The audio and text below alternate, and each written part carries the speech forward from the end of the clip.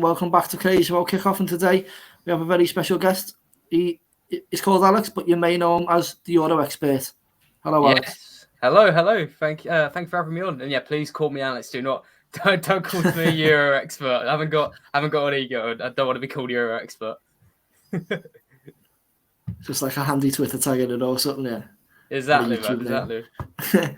Yeah, so I think we'll have to start with what was absolute madness when I woke up this morning and seen from Paul Joyce and The Athletic that Liverpool were signing Luis Diaz. It's completely out the blue.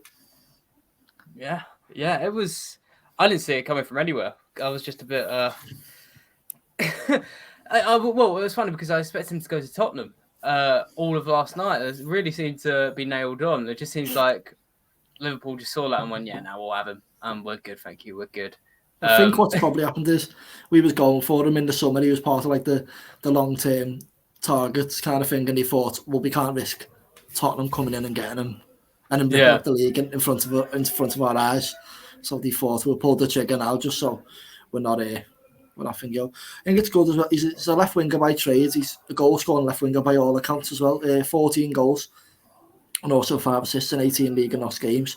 But I think the key thing for him in Klopp's system as well, he can play all around. He's versatile, so he's quick dribbler, direct. That's what we need. It's like what Mane used to be, where he's kind of lost.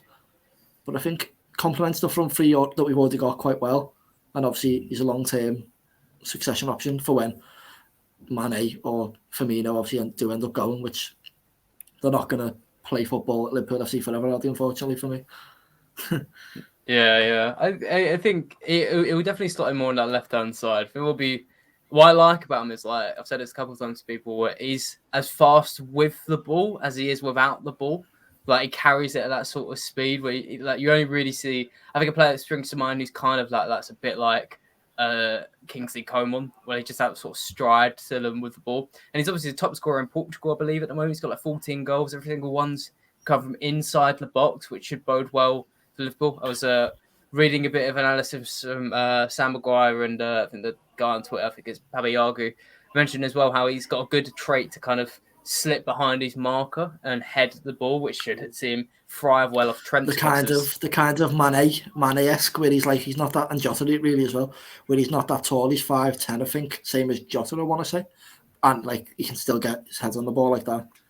Overhead kick. Have you seen that overhead kick he scored for Colombia versus Brazil? I got told to watch it yesterday, and I still haven't. But I looked up Sky Sports News this morning, and it was that one, and then it was that goal that everyone's seen where he scored against City, where he just like bamboozles all the defenders and stuff. It's just very, very exciting times to be a Liverpool fan, and I think obviously a lot of Liverpool fans criticise the owners and stuff. I have been one of them in the past because I think we should have invested a couple of years back, like when we won the Champions League and then after the Premier League. And it's like, if we'd have invested then, who knows? We could have been beating Man City to titles still. We still could. Obviously, it's not over. But obviously, with the squad City have got, we could have had a squad really similar to that if we'd have kicked on and invested. You know what I mean? But right now, it looks like they've actually got quite a good succession plan in place. And ideally, I'd like to see it with a couple more targets in the future. So, like, I think ideally we need like another midfielder in the summer and maybe a right back, like a Trent backup, because if Trent's injured, the whole system sort of just goes to pot after time. Or if Trent's like not on form even sometimes. So, but it is a good sign with the front three's contracts all expiring. It's a good sign. But we'll move on. You mentioned at the very start, Tottenham missing out on him. And it's not been a very good window for either of the London clubs, really. The North London clubs, anyway. No, it's not so. No, we'll start with Tottenham. And they've missed out on, obviously, Diaz, which, to be fair, if Liverpool come in, or Tottenham, and I'm slightly biased, but I think anyone would say Liverpool if they're a football player. If they knew they were going to get game time anyway, maybe. But the bigger shock was Adama not going. I know Barca come in, didn't they? And you can't really say no to Barca, even though they are a bit of a shambles right now. But I don't know, I think just Tottenham just haven't had it really well this window, have they? No, well, I you guys may have seen. I did a list this morning actually Of all the I think I've seen that of all the targets. Shall I read through it in rapid speed, Jonathan? John, I'm not sure you saw it. So it was 2 columns. It was the transfers that Spurs have been linked with that haven't come to anything, and the successful ones. So in the came to nothing pile, we've got Luis Diaz, Adama Traore, Wilfred Singer, Weston McKennie, Leandro Paredes, Frank Kessié, Julian Alvarez, Mohamed Ali Cho, Keane Lewis Potter, Julian Draxler, Wijnaldum, Tarek Lamptey, Toby Saverin, Sam Johnson, Jed Spence, Benjamin Mensa, Benjamin Sesko, Jonathan David, Howard Wallace, Stefan De Vrij, Dusan Vlahovic, Jesse Lingard, Dean Henderson, Todd Campbell, Charles de Ketelaere, Alessio Romagnoli, Philippe Coutinho, and Dejan Kulusevski. And in the successful pile, we might have Amrabat. Oh dear, it doesn't look good, does it? Heard of this Amrabat either. Like, is he any good?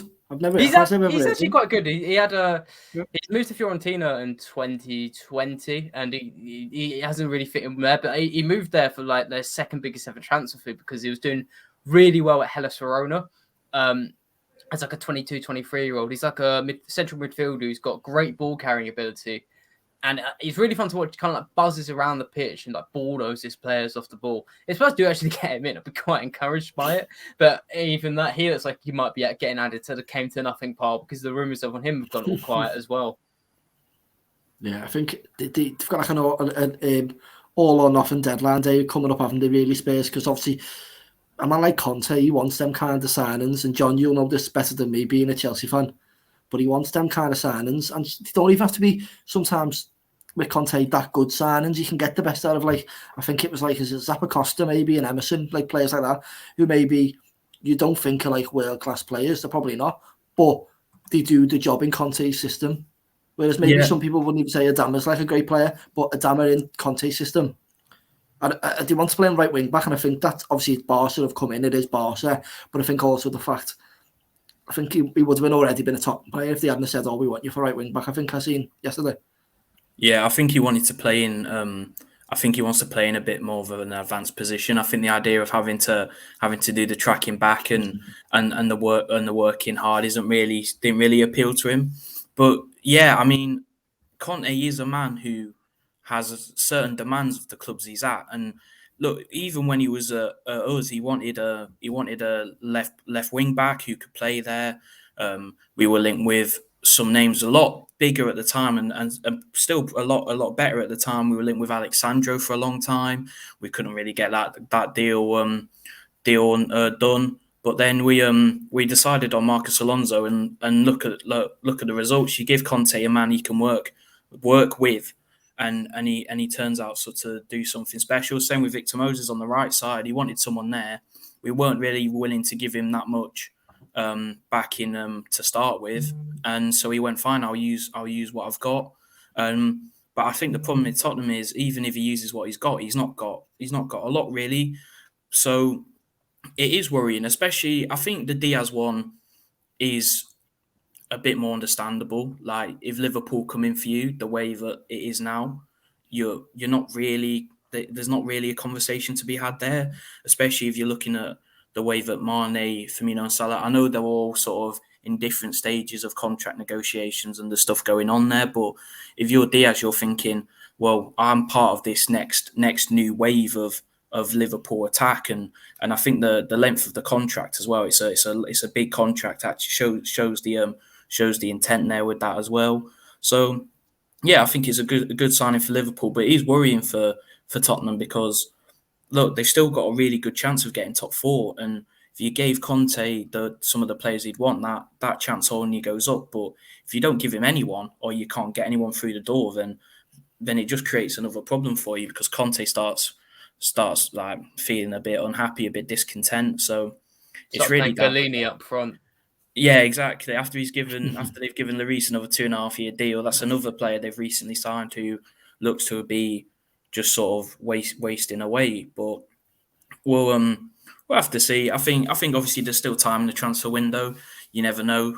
There might be Spurs might have a little wild card hidden away that could change all that. But we'll have to see, really. I think one of these top four sides has got to pull something out the bag because it's so tight at the minute. You can't really call who's going to get it. There's you've got United, Tottenham, Arsenal and West Ham all fighting for it. And if one of them can pull like a mad rabbit out the hat, then they can take like the march on the others. Do you know what I mean? I think Arsenal, if they'd got Vlahovic, because I look at Arsenal striking options personally, and one of the Arsenal fan on Twitter before was like, "Oh, this Diaz wouldn't even get in our team," and it made me laugh, to be honest, because I don't rate really any. I rate Saka and Martinelli maybe, and Smith Rowe's like more of an attacker mid, isn't he? But like the strikers, I don't really rate any of their strikers. Not even Nketiah. I don't know, we haven't really been given a game chance, like a game time, but don't really rate them. So I think they need someone like Vlahovic, even if obviously looks like he's going to Juve. They've missed out on him. They've missed out on Arthur on loan, which was kind of funny because I think that loan deal might have been paying like a bit of Vlahovic's wages, which would have been typical Arsenal banter era, really, wouldn't it? You know what I mean? They miss out on the player to Juve, and then they loan a player in. It's helping them pay the player they've just bought. They've just lost out on his wages, kind of thing. But I just think they need another attacking option if they want to definitely secure top 4. And also, I look at the centre mids that Arsenal have gotten. I'm not that impressed either.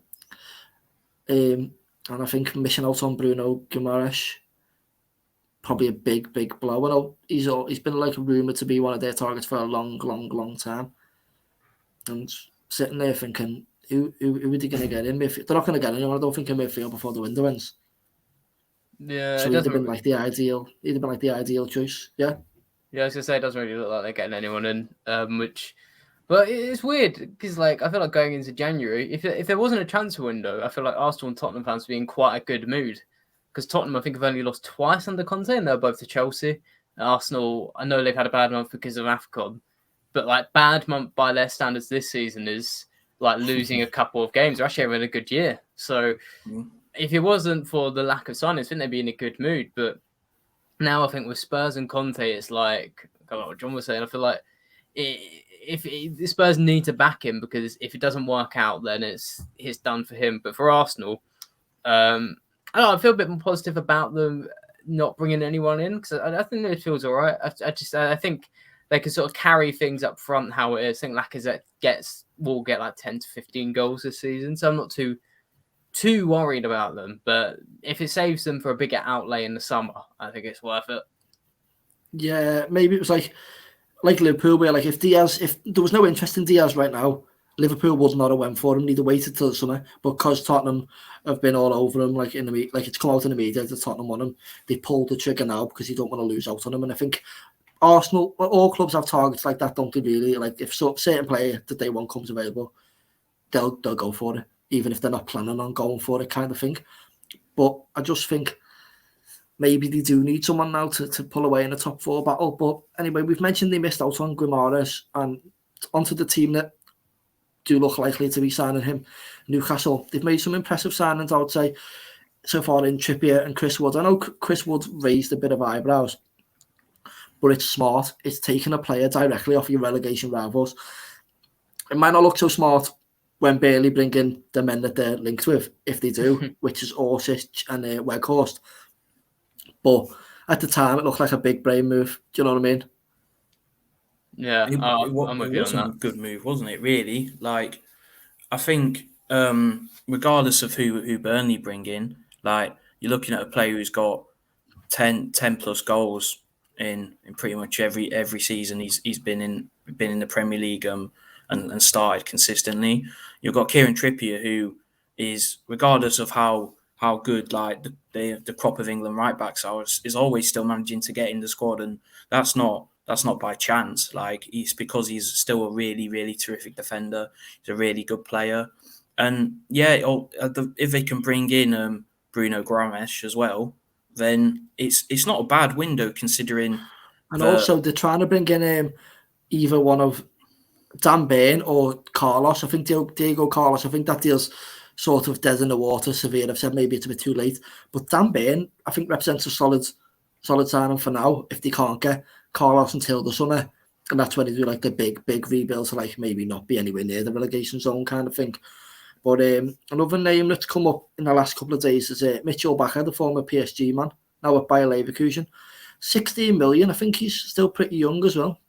And I mean, it can't be any worse than, is it Paul Dummett and Matt Ritchie? I think they've got left back, haven't they? Yeah. So, I don't like, he's just sort of like getting on a bit, and he don't think he can really It's not really the left back, is he, anyway? Richie, like. Yeah, I was going to say, I don't think Bacca will come in personally because he only arrived at Leverkusen in the summer from PSG.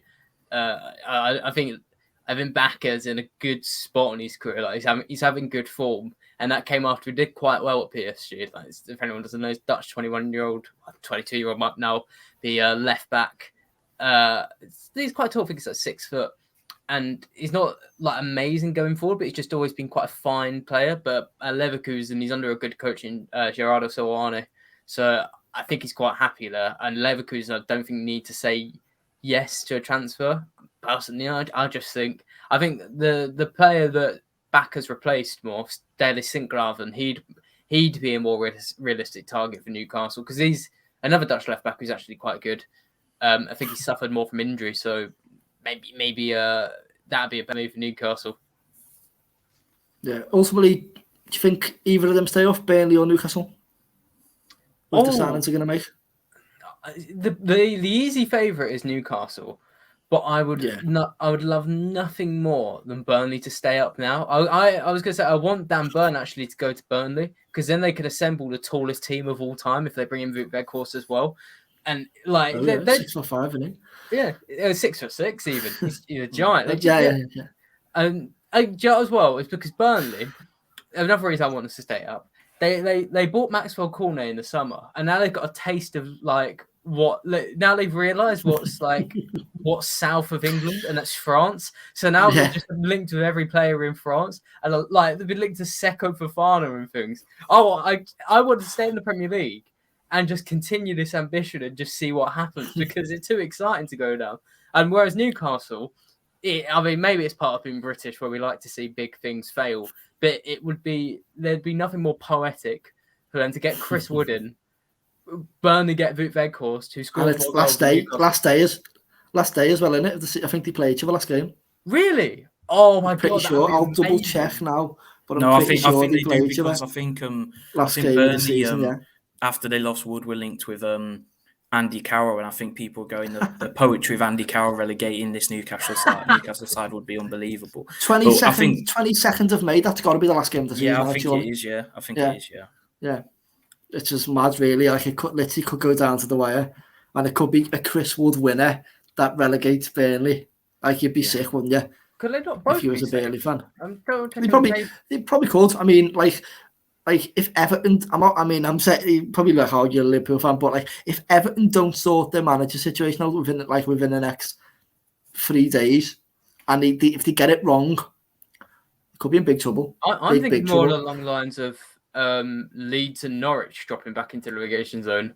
Norwich. I think Norwich are the same myself, and I like Dean Smith as a manager, but I look at their squad and I look at like even Watford's squad and then Newcastle's and Burnley's, and I just think Norwich, they haven't really got. They don't look at them. I know Sargent finally got 2 goals, and what a goal that first goal was, by the way. But like, you look at him and think, you're not really a Premier League striker, are you? You can tell the intent in the transfer window almost shows what teams are kind of willing to give this a go, and what teams aren't. I think obviously Newcastle really, not even in terms of the financial losses, but more the publicity, almost the embarrassment of it all. They can't really afford to go down. Watford are in a fairly perilous financial situation after relegation 2 seasons ago.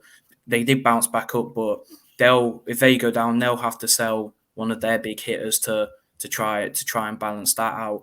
And the fact that Norwich have brought in Dean Smith, the fact that Dean Smith even has given them a chance of staying up, I think is impressive enough. It's mental. Yeah. And I think even after all that, they're still reluctant to give him any sort of, like, even when you look at some teams, like even when Sam Allardyce went into West Brom, he at least got a few players in the door or on loan. Like, it doesn't seem to be any activity sort of. I don't think Norwich can afford it. I genuinely don't think they can afford it. I think I was actually listening along to might be on The Athletic. They had Norwich correspondents on. And their model revolves completely around sell someone and then spend a bit of it on players. I genuinely think they can't afford to back Dean Smith even on loan market. They're that poor. And they've had like poor. you say about the low market, and then poor, it kind of rates. They've made some poor decisions when it comes to loans. Like, I don't think Williams has been that good, as like what they expected maybe, and Gilmore hasn't really been what I don't know what Chelsea expected to happen. I mean, who was manager before Daniel Farke. Was it? Oh, Farke, yeah. He just seemed a bit reluctant to give Gilmore a chance, didn't he? He was like, why would I play him when I've got my own players? But clearly, he's probably better than what you've got. So play him. Otherwise, you're going to get relegated. And obviously, if they'd have kept Farke, they'd have probably like pretty much already been down, I think. But if we had to say the one team who's going to survive out of Burnley and Newcastle, if you had to pick one, who would you go for? For the culture, I'll say Burnley. John? Because of my, as I mentioned previously, disdain for Burnley, I'm going to probably say Newcastle. But you don't like Burnley? Do you know what it is? While I admit that the thought of, in my head, I'm picturing that Dean Smith's wife has finally convinced him to go on holiday somewhere that's not a caravan in Wales. And he's like gone to like the south of France and he's tried the food and he's gone, oh my God, this is really good. Imagine if there's like some good football players here as well. And then he signed Cornet and gone, oh my God, this works so well. And now he's going to sign some like a flair team of like misfits from all over like Southern Europe. If that happens, I will completely do a 180 on it. But at the moment, there's just something about Burnley that it just like drives me up the wall. It's the same thing that I had with West Brom. Like I'd need something more from teams in the Premier League than just being there. I need something a bit. I need something else. I need them to sign players that are exciting.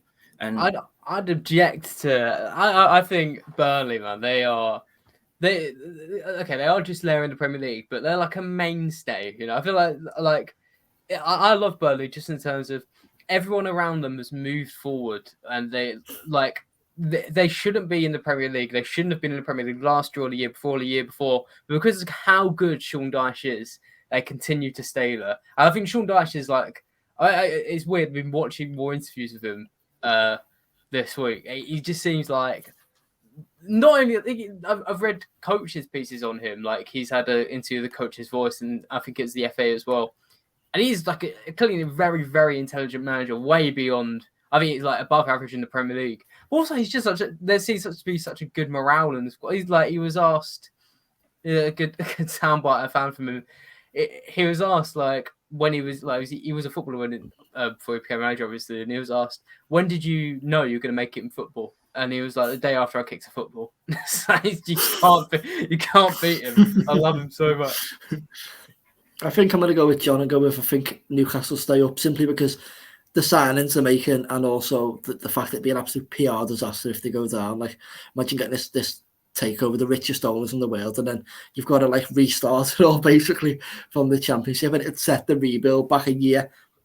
And I think I like Eddie Howe as well. I think he's too good a manager to be having to slum it out in the Championship. Personally. Don't get me wrong though. If there was if the story of Newcastle going down after this, if there was any story that could almost convince me that I'd rather have Burnley in the Premier League than another team, it would be this narrative.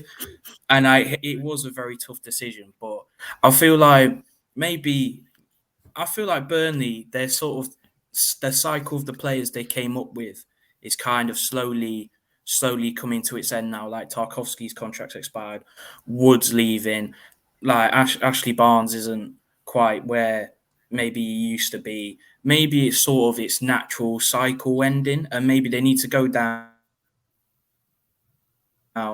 take the power, win a few more games than they used to in a season, and then come back up. And maybe once they come back up and Sean Dyche goes and dips himself into the European honeypot, maybe I'll change my mind. Well, what I'll say as well about Newcastle is just like the idea of them staying. Have either of you guys seen the first Star Wars movie, A New Hope? I can't. Right, you know.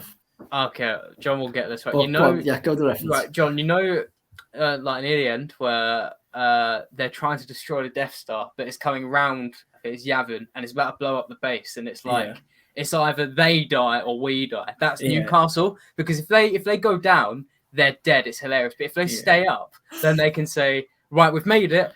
forget everything. Now we'll spend £200 million and build a super team. Well, So it's like I almost want to see, but I almost want to see want them to stay up for that to see what they did, like to see who they buy if they stay up, because obviously they're still not going to get like your likes of Mbappe or Haaland. We'll talk about again Bruno Guimaraes. Man later, but this ridiculous stuff. But I still don't think they can attract the likes of Haaland and Mbappe. But we'll talk about that a bit later on. We'll move on now. We've mentioned some good. There's been some good signings we've mentioned in the previous segments, but who do you think has been the best signing so far of the January transfer window? I'm biased. I'm not talking about this because I'm biased. I'm just going to say Diaz. So you can't say Diaz before he's even had a photo in the shirt. All right, then, surely. Actually, I am watching because remember Nabil Fekir, he had the video ready for YouTube and everything, and then the signing didn't go through. That was some great banter, like being a Liverpool fan, but you know, okay. I think Coutinho's a shout. Maybe because he's obviously already made an impact. I feel like that's quite an easy one, but I think there's some good ones that have gone under the radar. I mean, I'm probably going to butcher the pronunciation, but Kasper Kozlowski. Oh no, you nailed it. There we go. Brighton. Yeah, signed for Brighton for apparently around 9 million, and then went straight on loan to Union SG. Who the leaders of the Belgian league, the team that are top of the Belgian league and also owned by the Brighton chairman as well. And he was the youngest player to play at the Euros or play at the Euros or something like that. So I feel like that's one where you'll see it maybe in the next couple of years. At some point, he'll obviously integrate into the Brighton squad, and maybe you'll see that one take fruition. The other one that caught my eye, which I've seen him play for Watford already, but Edo Kiambe came in from Cas Eupen, is sort of like a seat in sort of the CDM sort of role. And in the sort of game I've seen him playing for Watford, I was really impressed. He sort of added a bit of steel to a Watford midfield that always looks a bit ready to be carved open. And I think if you have him in there, I think him, Imran Louza when he's back from AFCON, and Moussa Sissoko probably gives you a midfield that you could almost work with quite well. It has a good balance. You can use Moussa Sissoko's ball carrying. Imran Louza's got good ability to play. You've got a bit of steel with Kiambe. So I think that's probably a signing that if Watford stay up, I think you'll see a lot of that is owed to him. And then the other Watford signing, which if you play Football Manager, then you might be a bit excited about, is Yasser Espiria, who's signed from Envigado. He's 18 years old, and he's already played for Colombia's first team. I think he played the other night and got an assist. And because of that, I think he's now got the points to get the permits and everything sorted in terms of that. So I think they've signed him for about 3 million. But he's sort of the next one of the João Pedro, Chucho Hernandez sort of wave of players they're bringing over. So that one as well is one maybe to keep an eye on in the future. Yeah, Alex, you've got to add on that? Or do you agree with shots? I definitely agree. I'd extended a couple of them. Definitely Kozlowski, because I'm impressed by the names you brought up. Definitely Kozlowski, to extend a bit on him. Yeah, he's a Polish central midfielder who's playing for Pogoń Szczecin, and yeah, he's been on my radar before he joined Brighton. He's had quite a big come up as well. I think this is the right guy. I get my young Eastern European talents mixed up, but I'm pretty certain Kozlowski as well. Before he played, I think it was the Euros. Yeah, he was actually in a car crash. He was a lot younger, and he had quite substantial injuries, kept him out for a long time. But it's quite miraculous. Basically, he's managed to not only come out of Lancashire playing football properly, but also still be one of the most exciting players. I think he was a mainstay in this Pogoń Szczecin team, which was one of the more successful teams in Poland. And I think he had 5 or 6 goals and assists this season. So when Brighton got him over the line, I was really impressed. I think the two boys from Lille, who's moved, Jonathan Koner to Fiorentina. That's a fun move. Oh, I completely forgot about that one. Yeah. I think that's the first big move. Completely forgot about that. I'll bring another one up as well. But so final little move as well. Ronaldo to Atletico Madrid. I think that's all gone through. Oh yeah. I mean, it's a weird one. If a big Champions League side signed the left back who made 30 plus appearances of a top five league winning team, then it would make massive headlines. But it's just kind of almost gone under the radar that Ronaldo's gone. I think a lot of European transfers do. I think these days, obviously, like you see, like the main ones on Twitter, but I think a lot of them sort of just like all your Sky Sports do is not to just about thinking really, aren't it? It's about like all the Newcastle and United and Arsenal and the Liverpools and stuff. It's just there needs to be a bit more of a. I mean, okay, the Gosens transfer, which I think is absolutely an immense move, by the way, to Inter Milan. It's a loan, I think, originally, and an obligation to buy for like 21 million, I think, which is, if he can maintain his form that he has had in the past, Gosens, and doesn't like decrease, doesn't like get worse with age, then it's a great signing, to be fair. It's your classic Serie A signing, isn't it? The loan with the obligation to buy. And to be fair, shout out to one of the players at Atlanta have brought in, ex-Chelsea player Jeremy Boga has moved from Sassuolo for like, I think it was about 18.5 million, which if you told me that's how much someone was going to pay for him at some point, I would be quite surprised. He's done well at Sassuolo, to be fair. And he was a bit unfortunate because there was a season where it almost looked like he was in the first team squad. He named on the bench at the start. I think he was named in the Community Shield, came on because I think he started a game and then we had a red card, so he got taken off. And I think it was a bit of a disaster. But yeah, I think he's been doing well for Sassuolo since he's been there. So I think Atalanta, whenever they sign someone, you always put your faith that they know what they're doing. So that could be quite a good one to see in the future. Yeah. One we have actually both forgot. We've all forgot. Lucas Digne.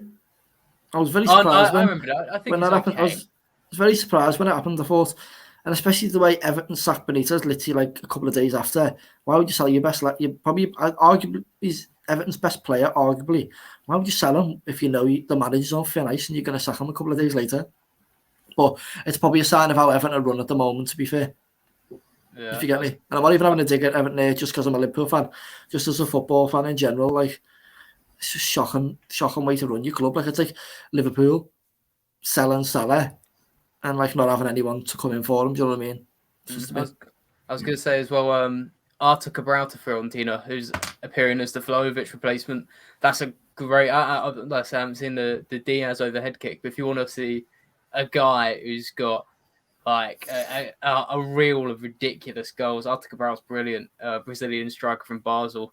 He's like, I think he'll do well in Serie A. It's not even like he's a prospect in Switzerland League. He's so clearly outgrowing it. Like he just bullies every team he's there. He's like, you watch him there and he just looks like world class. So it'll be interesting to see how he adapts. But I think he's only still 24 as well. And he's in the Brazil squad. I'm excited to see what he does in Serie A. Yeah, we'll move on now to we'll move on a bit about the summer window now, because obviously the January window is coming to an end. Haaland, one of the most sought after talents in the world of football. Where do you think it's pretty obvious Mbappe? He's probably ended up at Madrid, so we don't really need to talk about Mbappe unless he doesn't, and we'll talk about it. I don't think he's going. Maybe. Do you not think he's going to Madrid? I'm not convinced of this either. Really? All the news in France at the moment is quite consistent and quite well reported that he's opened the door to sign a new deal. I think the way I think it'll be is he'll sign like a 2 or 3 year deal, and then he'll go next summer, and he'll have like a release clause or something in there. But yeah, I think he's going to stay.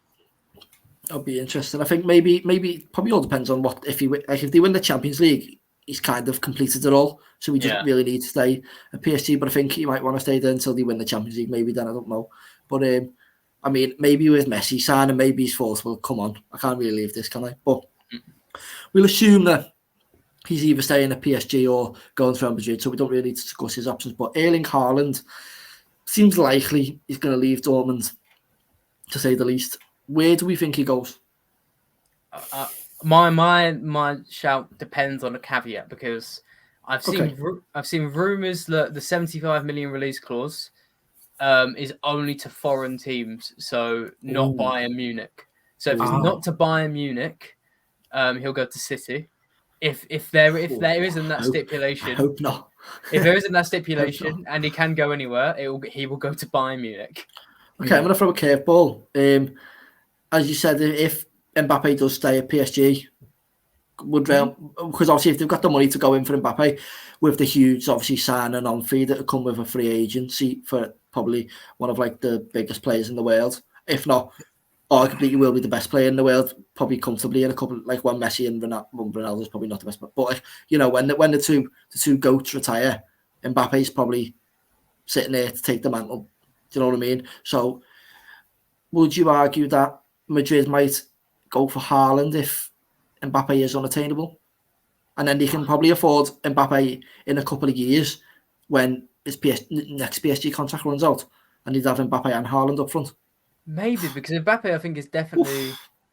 I think the Mbappe to Real Madrid thing is spawn of not because he necessarily wants to leave Paris. It's that the only team he'd rather be at is Real Madrid. Like, I think that's what he's grown up idolising. So I think Real Madrid, what they can say is, we can get Haaland, and we know Mbappe will always want to move to Real Madrid. He's not going to hide.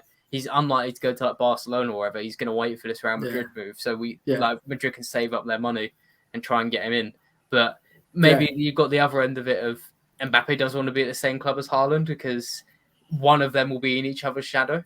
And the rival would probably be good for their careers, if anything.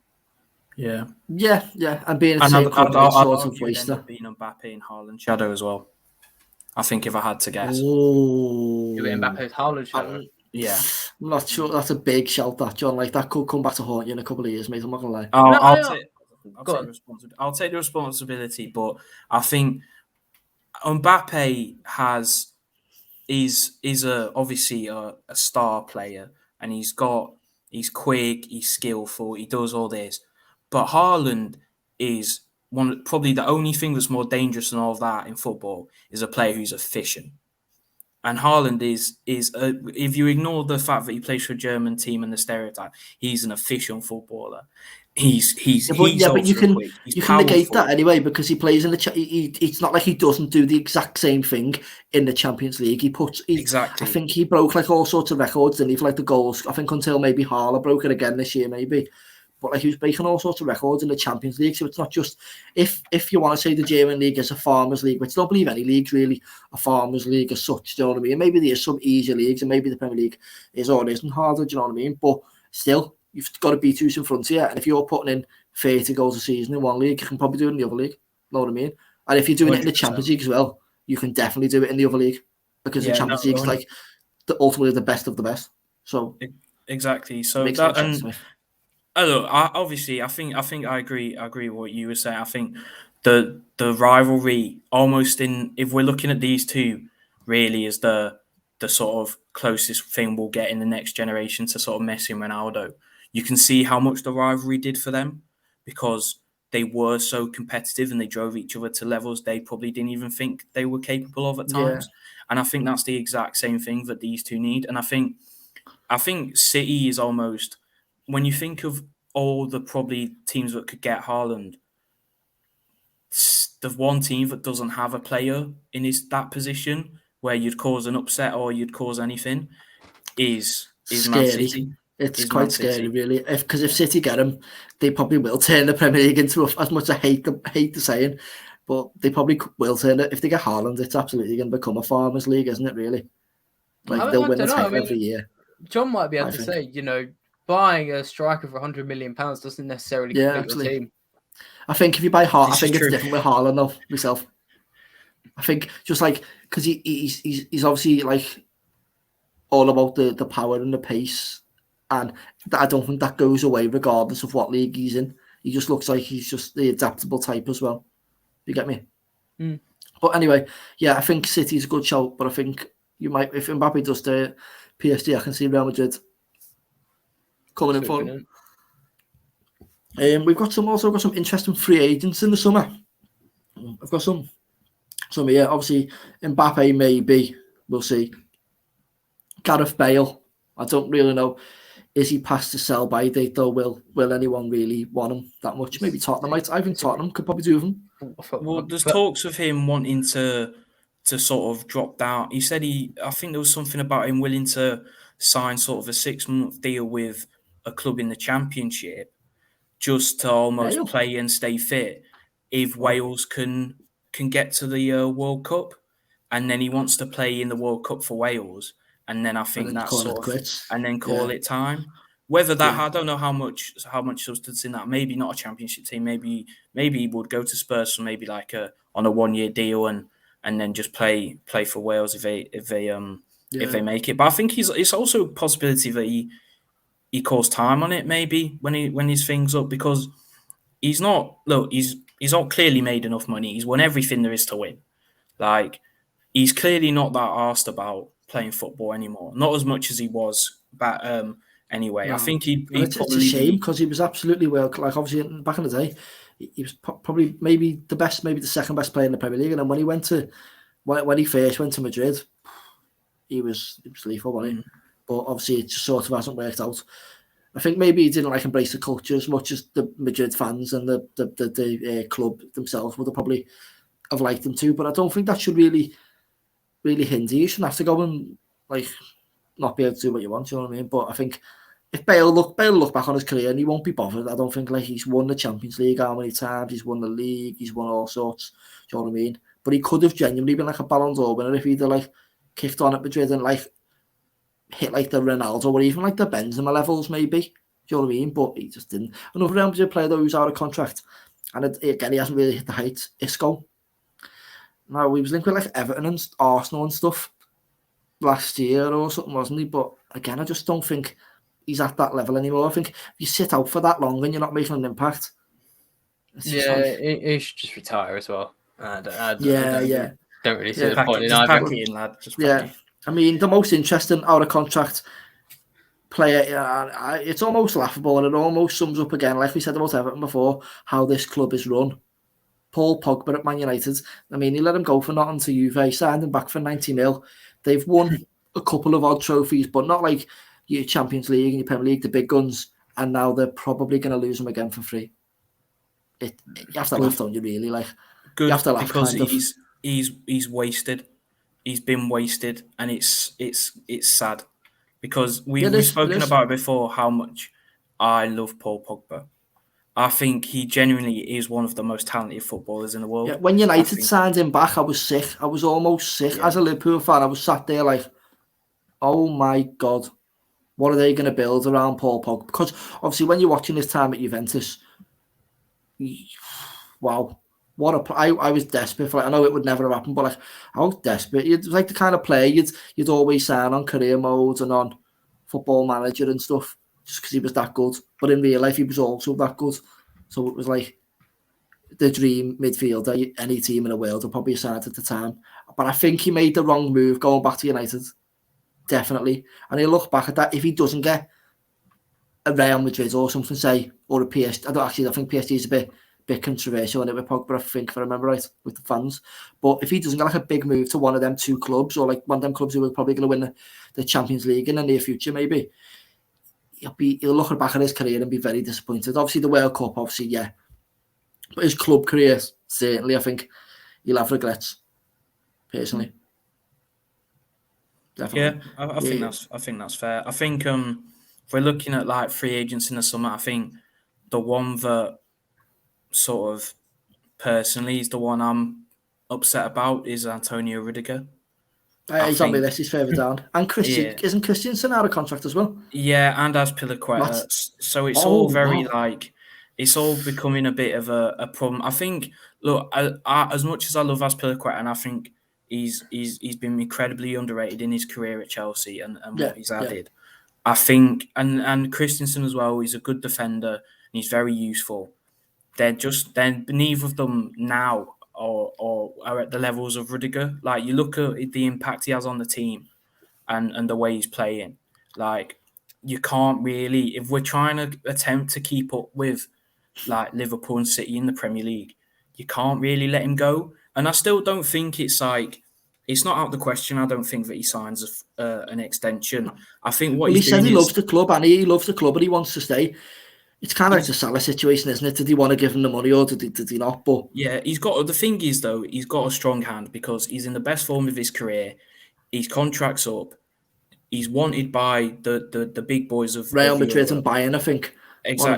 Exactly. And when you're a German player and Bayern are sniffing around, it's almost like it's almost a game over. You've made it. You've made it almost. Exactly. Yeah. And I think part of me thinks he's sniffing around and then he's going to see what offers he gets back and then he'll come back to Chelsea and go, look, these are the offers I've got. What can you do? Like what are you willing to match it, and are you willing to show how important I am, and how much are you going to give me what I want? And if so, I'll stay and I'll be happy and it'll be fine. But if it's not, he's going to go, and I can't really begrudge him that because I wouldn't expect that sort of loyalty because we wouldn't give it to him. So you can't really argue with it because it's a ruthless game nowadays, isn't it? Like football's more ruthless than ever in terms of the money and the contracts and transfers and stuff. But I just think it's if you'd have told me like 2 years ago, Antonio Rudiger would arguably one of the best centre backs in the world, I'd have told you I'd use some expletive, shall we say? That's what I'll say.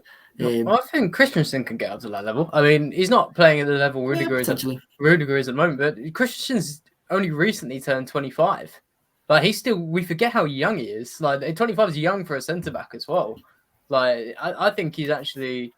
You got to think as well how well we played in 2021. I know he was out of the squad, especially towards the end because of the contractual issues, but he arguably impressed me more in the 2021 season. Well, I know 21-22 is where Rudiger's exploded. But I think Christensen would be. I wrote about this recently for CFC Pice's website on Twitter. I'd be looking to keep Christensen maybe at all costs as well as Rudiger, but I think right there you've got a defender who has got Premier League experience going back to like he's 22, Bundesliga experience 2 years worth when he was 19 and 20 or whatever it was. I think Christensen's the one to keep personally. I reckon he's going to be a really, really top defender, and they should keep him there. Yeah, I have no problems with Christensen. I do like him. I think he has improved his game a lot over the sort of last 18 months, 12 months. Maybe it's just because of the way Rudiger is on the pitch and the way, and he is a sort of he does the way he plays adheres himself to sort of like getting love from the fans and stuff. And I do. There's just something about Christensen where I don't know. There's just I don't know what it is. It might just be some unconscious bias in my head that is chatting rubbish. But look, if we could keep either of them, I would be buzzing. I would be. You want that Azpilicueta, really, don't you? Out of yeah. Unfortunately, it's just time. I think it's just time. I think it's almost come at its perfect natural conclusion. The way that he's almost defied expectation time and time again at Chelsea.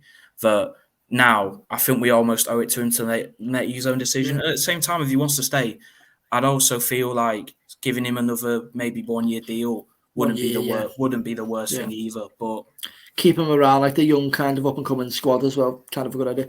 Yeah. We'll move on to another couple of players who are out of contract. Maybe not discuss them in as much detail, but you've got your likes of Luis Suarez, Dybala, Lacazette even. We mentioned him before, didn't we, about Arsenal striking options.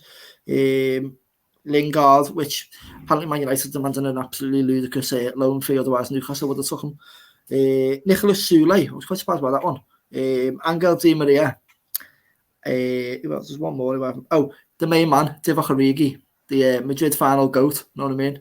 And but it's probably the most underrated of the lot. And Inter Milan need to tie this man down, otherwise they're in trouble. Marcelo Brozovic. He's one of the most underrated midfielders in the world, I think. He is, but isn't he about to hit? I think he's like coming up to 30 years old now, isn't he? I think he is, but I think the way he plays in that inside, they need to keep him. Past the summer, definitely. Well, I mean, they could bring unless they can get a good fee, maybe. But they could bring in someone you haven't mentioned, Franck Kessié, who's also coming in on free. Oh, yeah. I mean, in Italy, they like a bit of like Çalhanoğlu last year went from was it AC to Inter. Yeah, he came out today and said he doesn't want to move outside of Italy for his next club. So Newcastle, did he? Yeah. There we go. Well, I mean, I just don't get it. Like Declan as a Liverpool fan, I feel that he's just sort of come and said that maybe. Not really. I don't want Kessie. I want there's two midfielders who I want, and one I don't think we'd have a chance. Bellingham. But what's the lad at Monaco? Is it? I'm going to butcher his name. In fact, I'm not even. I'm not going to even attempt to pronounce it. But he looks like an absolute baller as well. So I'd have either of them two. I don't think I'd have Kessie anyway, even if it was on a free.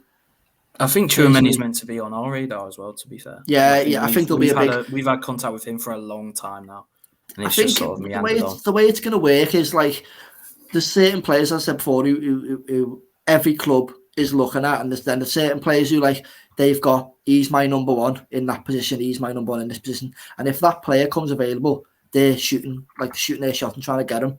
But obviously then if it comes a bit more, it's like, maybe they can have him because we don't want to pay that much kind of thing. So I think for like the likes of Tchouameni, whoever he's called, there will be something maybe like that.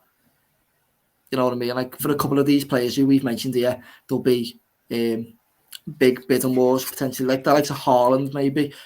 But all it takes is one club to just sort of swoop in and steal it, isn't it? Like, or like the likes of the Diaz deal or the Jota deal or even the Fabinho deal, where it's speaking of deals, Aston Villa with the likes of Ings and the Callum Chambers deal, like where these deals are completely out of the blue, no one sees them coming. I think that's how you need to operate if you're going to sort of steal a march on one of the other big clubs to get one of these big talents who are like the future of the game. But we'll leave it with you, Alex. 3 players who are going to secure a big move in the summer, but maybe not the top players who we've already mentioned or these top talents, but 3 maybe under the radar players. We'll start with 3 that you might think might move on until the deadline in January, and then we'll do 3 for the summer as well. Okay, 3 this January, I guess, will be Guimaraes. I think he looks like he's gone. That's almost confirmed, isn't it? I think so. Guimaraes should be 1. 2 others leaving January. It's a bit hard, isn't it? Because you don't really know. Madness could happen tomorrow or the day after, or on deadline day. There's rumours of Kulusevski, and I think he's a spare part. Yeah, seeing that. Yeah, I think I think you need to raise funds for. I tell you, another one who's not moved. The last 2, Kulusevski and Dusan Vlahovic. I think both of them are about to move, and I think it will depend on the other one. But I think Vlahovic has literally been confirmed 10 minutes ago by the Athletic. Oh really? On my phone anyway. Yeah. What about Aubameyang going on loan somewhere for the rest of the season? That was Barca and Juve wanted to. Imagine you had Aubameyang and Vlahovic. That'd be a mad little. Aubameyang would be rubbish. I think he's scored less and less goals every league season since 2016-17. Yeah. It gets less every year, so I don't think he's there anymore. Okay, then we'll go with 3 for the summer that maybe aren't already getting mentioned though. So like, you think 3 random picks? That's a tough one to think of off the top of the head. I suppose. Or what players so far have sort of impressed you where they maybe might deserve a big move? Or, you think that's more what I meant. That's more what I meant. Like 3 random players who have impressed you, who you think are up for a big move in the summer that maybe haven't been mentioned by anyone else though. I will get my little text document up because I've got a list of players to watch that might come in hand. So the first one I'm thinking of is Arsene Zakarian at Dynamo Moscow. He's now an 18-year-old Russian. He's looked at as a diamond of Russian football. But I've spoken to a Russian journalist who's just everyone's pinning their hopes on Zakarian. He's played nearly every game for Dynamo Moscow, who are actually challenging for a title. It'll be their first in years and years. They could top of Zenit here. That'd be a big move. I'd also say maybe Wahi at Montpellier. He's a young forward who's impressed me quite a bit. He's coming in and out of the side this season. I think he's coming to the side alongside Valery Germain, and he's got like 5 or 6 goals this season. I think it's been pretty good. And another one, we will go with Cody Gakpo, PSV. He's got 16 goals and assists this season. He's contributed to over 30% of PSV's goal tally. For Ajax, I'm pretty sure Ajax have lost and drawn more games than goals conceded like it's like three. I think it's like 5 games lost and drawn, and like 4 goals conceded. It's insane. But they're not. They're only just top of the Eredivisie, and that's because they beat PSV at the weekend. Before that, they were second. And Cody Gakpo is a massive part of that. So I think Gakpo's one who should get a big move. Great. I think he's been linked with the likes of Liverpool and Tottenham as well, hasn't he? I'm going to go with another PSG man. Is it? I don't know about it. I think it's Madueke or something like that. The lad used to be the lad used to be. I think he was in Tottenham's youth system, maybe. I want to say. Yeah, I'm not sure he'll move to be fair, because he's had a ropey season here. Recently, he was charged. I think he might have been arrested because he's carrying a fake driver's license. Been injured all season. I think he'll have to stay another year in PSV. Yeah, maybe then. Yeah. And that's it. Thanks, guys, for watching. Give John a follow on Twitter. His name's there. Mine's on mine. And give Alex a follow at your. Is it Euro Expert _ isn't it? Yeah. So give us all a follow. Make sure you're following the crazy _ kickoff account on Twitter. Thanks for joining, guys, and we'll see you next time.